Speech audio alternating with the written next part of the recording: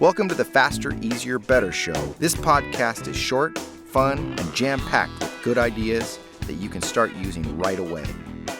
Welcome to another episode. I'm your co-host, Ellen, along with my co-host, Lee Silber? But no, scratch that, no. Lee Silber. That's better. I wanted it to be perfect. Oh, so you want me to take the first one out during post? No, because I have to learn to let things go as a perfectionist, or I'll never, ever make it, because life isn't perfect. I'm not perfect, clearly, but I want everything to be perfect. And once I realized that that is impossible, I'm able to start and finish things more because I can let go and know I'm going to do the best I can with what I have. I'm going to set a time limit and say I'm only going to, it's not, maybe it's not perfect, but I'm going to just say I'm going to work on it for an hour. I'm going to do the best I can within that hour. It makes me work faster and more efficiently because I know I'm still a perfectionist. I'm going to try and get as close to perfect as possible but sometimes that's the problem with perfectionism is it slows you down. It causes you to procrastinate and it slows you down. And I was reading an article or several articles that all came to the same conclusion. The biggest efficiency problem with workers is their perfectionism. It's the number one reason. That's the biggest problem? Well, it's the biggest problem when it comes to efficiency. It slows them down. So, oh yeah. What do you think? Are you? No, I would agree because there's a couple things at play. If you're a perfectionist, you end up doing things over and over until they're perfect. When they could have been 80% right. And you could have moved on to something. So that's a huge problem. And then the other one is that sometimes you don't get started because, I don't have the perfect plan. I don't have all the perfect materials. If I start this, it's not going to be perfect. And I can't commit to that. So, again, failure to start because it's not going to be perfect. Yeah, watching an episode of Hoarders, and I was thinking, the person looked perfect on the show. She was on Oprah. Perfectly dressed, perfect hair.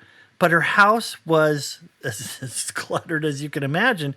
And it was all about perfectionism. She said, well, if I can't put it in the perfect place, I don't know what the perfect place is, I'll just leave it where it is. And then and it just kept piling up. Even though when you saw her, you'd never know. Perfectionism can be not only a procrastinator, but it can be a motivator. Because when you said, hey, I can only get to 80%. So when I know I'm only going to be able to clean to 80%, I'm going to clean the things that I feel are most important or that people would see the most so it makes the best impression. Or I'm going to do the part of the project that has the most visibility or gives me the best results. So it can be a good thing. It's usually not a good thing, but it could be a good thing if we spin it in that regard and at some point say, I'm going to let go. I've always said with Google, when I get down, if I Google something, when I'm in the third I'm too far.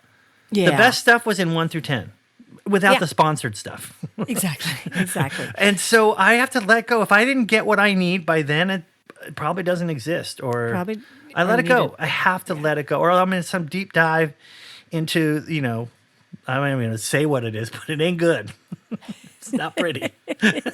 Oh, I love rabbits, Yeah. 80%. I mean, for the most things we do in our life, 80% is just fine. Unless, you're a rocket scientist or a brain surgeon where that would be helpful to be 100%.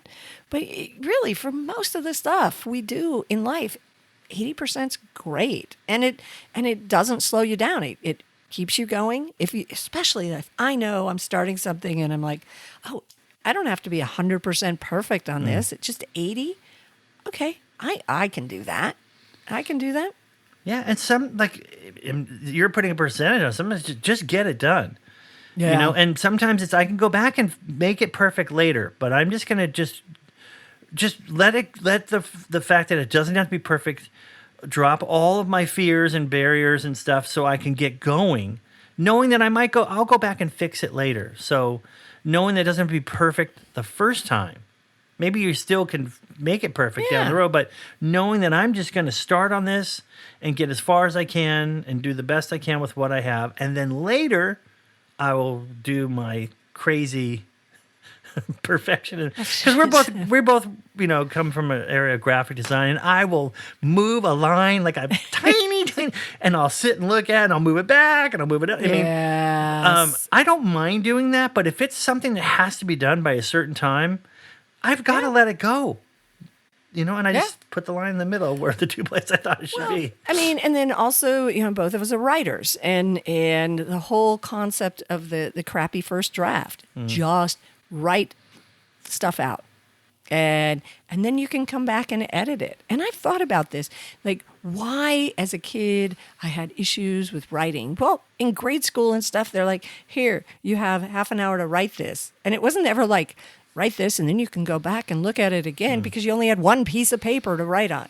Well, you don't have one piece of paper anymore. You got your life. You can do it 80% and you need to come back and do it later. Do it again. Yeah, kids don't use paper anymore, I'm just saying. Oh! Well, that's how old I am. So, it's not the perfect ending, but it's good enough. Is it ever? Exactly. Thanks for listening. Be with us again next week.